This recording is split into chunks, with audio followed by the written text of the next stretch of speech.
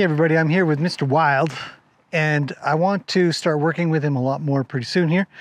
In fact, probably from tomorrow.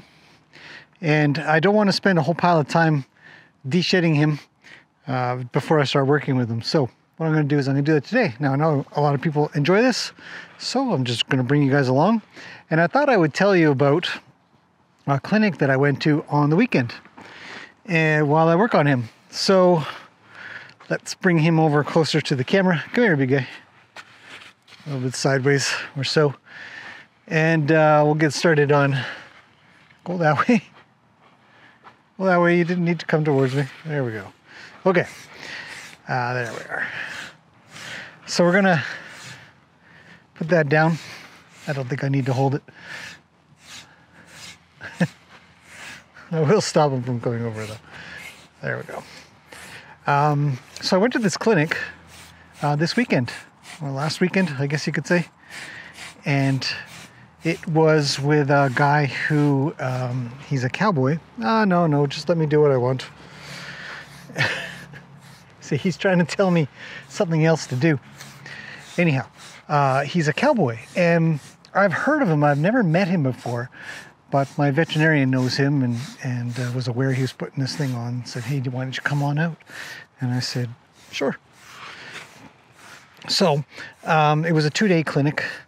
And for everybody that's kind of new to the horse world, a clinic is essentially just where you go and spend some hours learning about something to do with horses.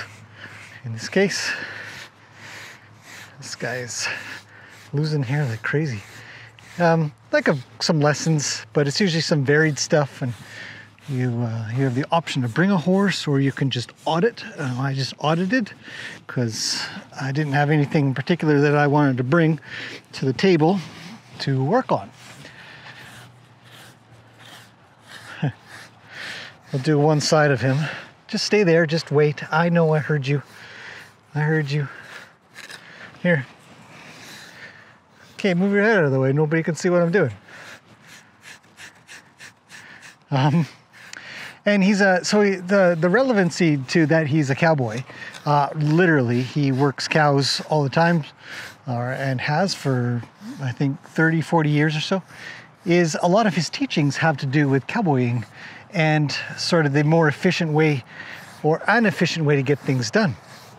And one of the things that I really enjoyed listening to him talk about was how much he's kind of learned.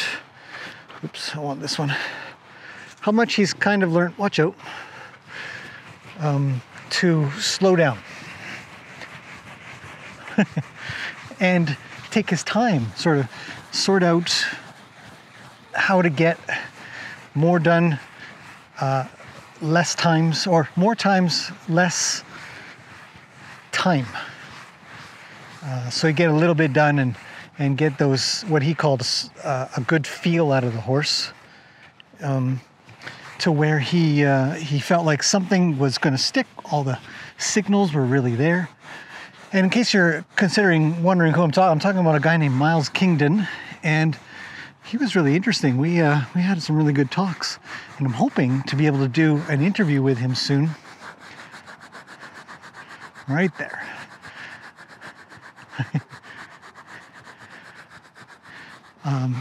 But while I don't do any cowboying, I can't barely rope a post half the time. I mean, I can chuck a rope around and rope a little bit, but I'm not very good. I don't get a lot of practice at it and don't have a need to practice at it. Oh, I'm downwind. And so he's an expert at it, and everything that he does with a horse has to be done a lot of precision, a lot of work, making sure that the horse is doing what he needs it to do and catching the cows as he needs to be precise in his movements. And so a lot of his conversations were talking about how he wants a horse to, and we hear it a lot in the Western world, so it's not an uncommon sort of thing. Well, you don't need to look at me, just there. just enjoy. A lot of the Western world talks about how a horse should walk off when you're, here, hold that brush for me. When you're riding, they should leave from their back feet, and and a good idea is to, when you go to walk off, first you back up a little and then you load up the back end, as they call it. And all of these, just stop, watch this, you'll be fine. All of these things, I've heard them before. I've heard them quite a bit. All right, I'll do the other side. Come here. Here, turn this way for everybody on the internet. There you go. No, just, okay, turn around a little bit. Move your bum. Move your butt. Uh-oh, he's lost. Okay, hang on. There's the butt. Okay, so just wanted to get that a little bit, and then I'll bring him back over and in front, like so. There we go, right there. Oh, not too far back though, you monkey. There. All right. So let's bring him forward one step. That's like 2 or 3. Okay. Look at that.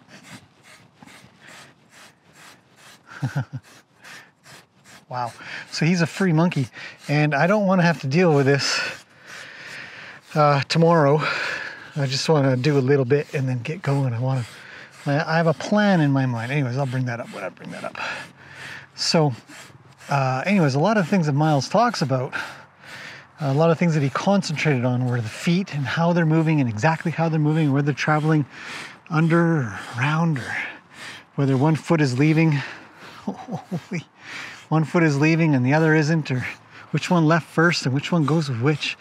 And I find that stuff really interesting, although I don't firmly practice it. I mean, I understand that there's definitely some stuff that should be adhered to and paid attention to and stuff, but the level of detail that he was going to, and you kind of think, well, it doesn't seem like he's out watching DVDs and reading books and getting on the internet. In fact, he had not too many good things to say about the idea of YouTube, which was funny because I talked to him and I'm like, dude, I have this YouTube channel and I was wondering if you wanted to do an interview. And he just kind of laughed a little and said, I understand where you're at. I agree with you. Social media has got its downside and there's a lot of experts out there and stuff. Anyways, I'm an expert and I have a YouTube channel, so do you want to be on it? Anyways, he did say yes. So we've got this plan, hopefully in the near future. But, so he's not really the type of guy that's going to go out searching out information on how to catch cows. He's literally out there. He's got to handle a string of horses, sometimes the same horse all the time or something like that. And he's going to be working it out in the field. And I've been also listening to quite a bit of podcasts while I work, right now I would be listening to a podcast, sort of paying attention to things and listening to people who are masters of stuff, like really good at things. Because we all want to know, how do you get really good at a thing? And almost always it's just perseverance and lots of practice and lots of trying, lots of making sure you don't give up and stuff like that. It's just the typical stuff. There's no secret other than just hard work.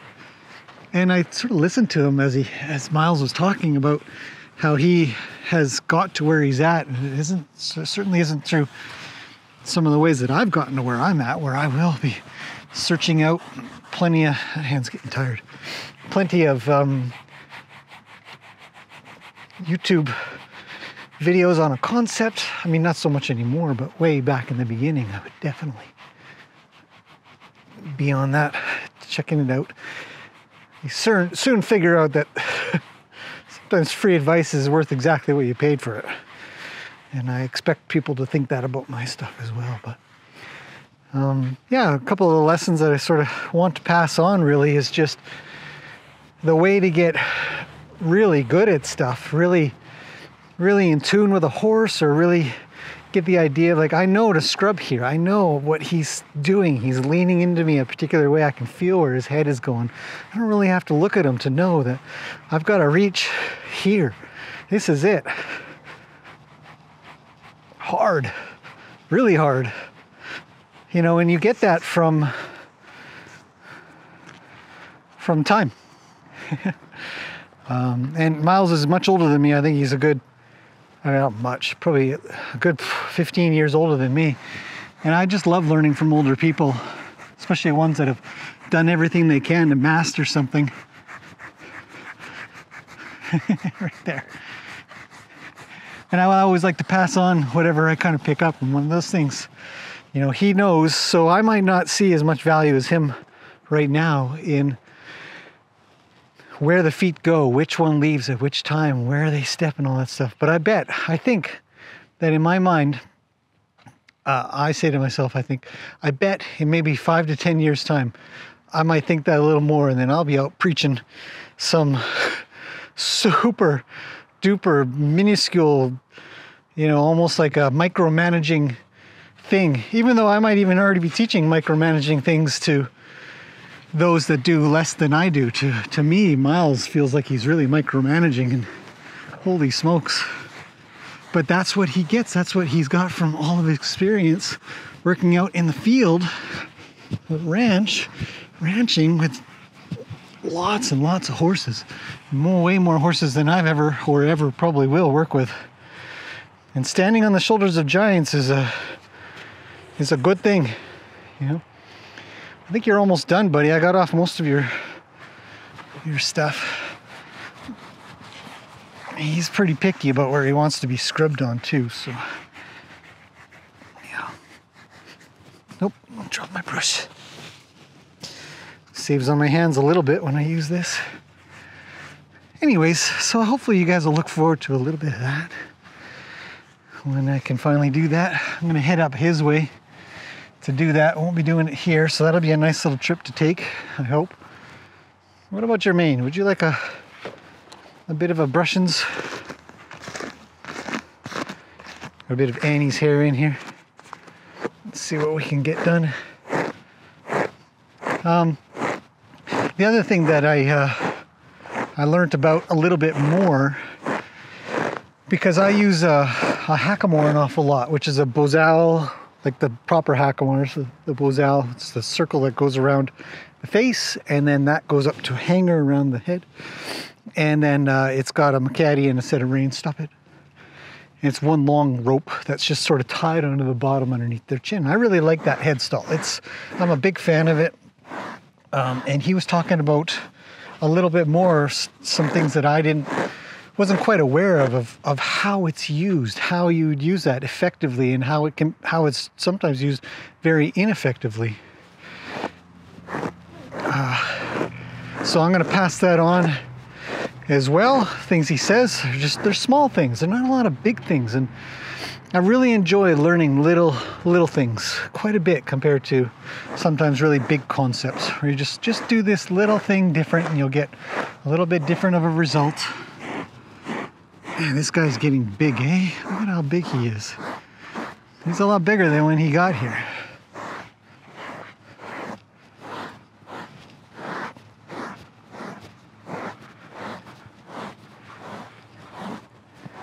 Look at that. It's looking a lot better. Let's turn him around and get the other side. Here, move your bum. Just your butt. More butt. More butt. There you go. Good boy. I know. It's a big deal. You're a big horse. Okay.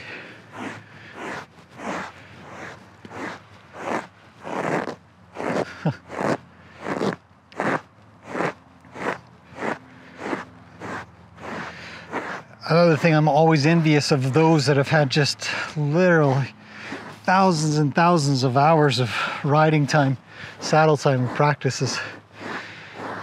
Just how natural he looks. I don't want you to bug me. Just stay over there. How natural he looks in the saddle. He'd hop up once in a while. He's teaching other people, but he'd hop up there, and I'd just think, yep, that guy fits the saddle quite well. It's neat, comfortable too. It's not tight. He's very soft. Asks for a little to get a lot. Releases and lets go, and he gets that, and it just looks good and it feels good.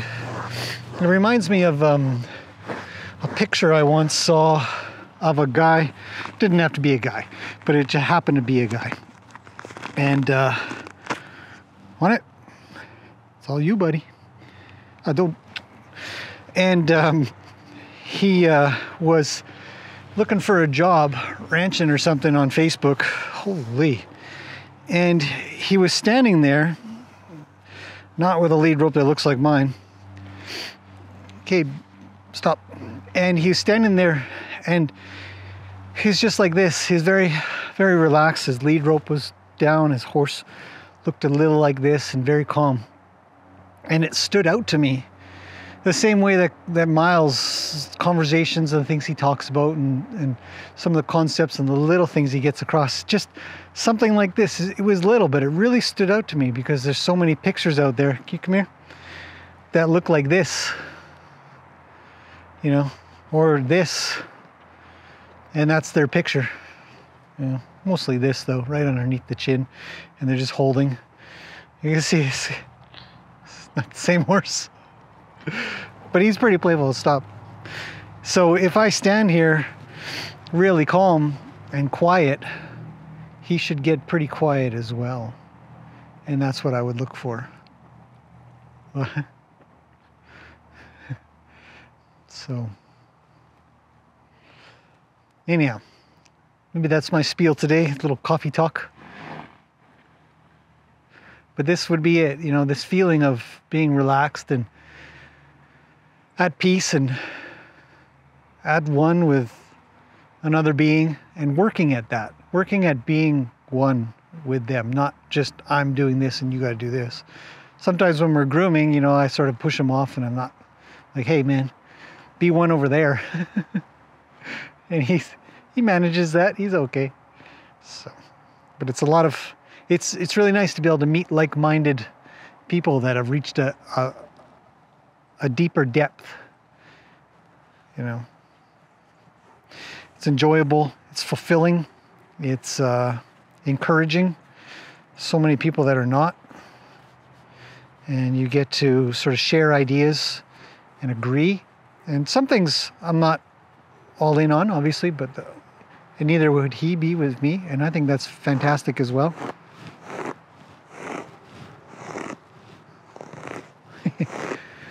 There you go, buddy. Look at that. All better. I don't know if it's better, but you look pretty good.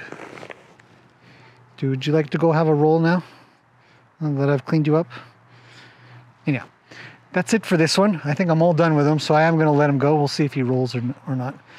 But I look forward to bringing more of that information out from Miles, the talk. Ask lots of questions, get lots of answers, chat about ideas. This guy's such a monkey. Look at him. He says more. Oh. So I'll see you guys in the next one. Thanks for watching. Okay, go away.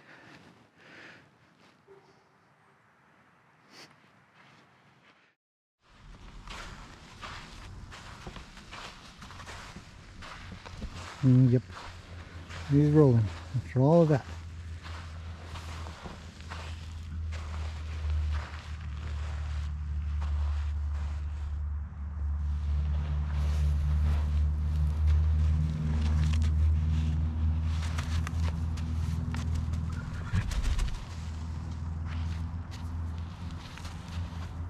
Just one side.